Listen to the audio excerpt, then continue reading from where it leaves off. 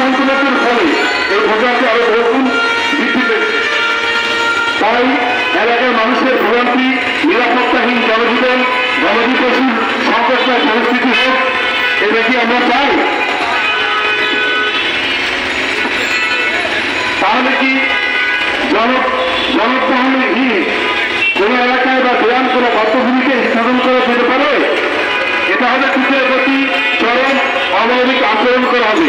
এই লক্ষ লক্ষ কুকুরের খাদ্য ও যত্নের দায়িত্ব কে নেবে? খুবই সুন্দর প্রাণী, এটা মানুষের হৃদয় মনকে বেশ আকর্ষণ করে থাকে।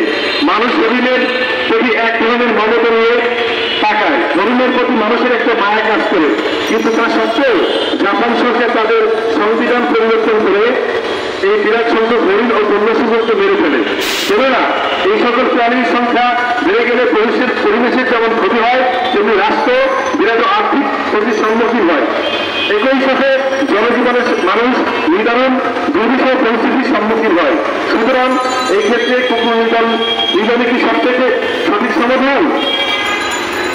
এই ক্ষেত্রে আমরা বলতে চাই, কুকুর নিধন কি দুর্বিষহ পরিস্থিতির সঠিক সমাধান নয়? কিন্তু অনেকে বলে থাকে, দেখুন যে কুকুরকে সমস্যার সমাধান সম্ভব। এটা কি আসলেই সম্ভব?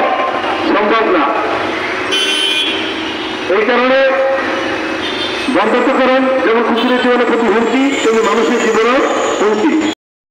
একজন যুবক বলা হয় জিন্না তার জীবনে কোনো মামলায় কখনো হারে নাই, শুধুমাত্র ব্রিটিশ ষড়যন্ত্রে, ব্রিটিশের কুচক্রান্তে সেই শহীদ ইলমুদ্দিন রহমতুল্লাহি আলাইহি ওনাকে জিন্না বাঁচাতে পারে নাই।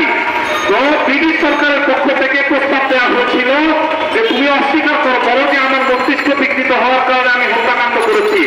তখন শহীদ ইলমুদ্দিন রহমতুল্লাহি আলাইহি বলেছিলেন, আমি কেন মিথ্যা কথা বলবো?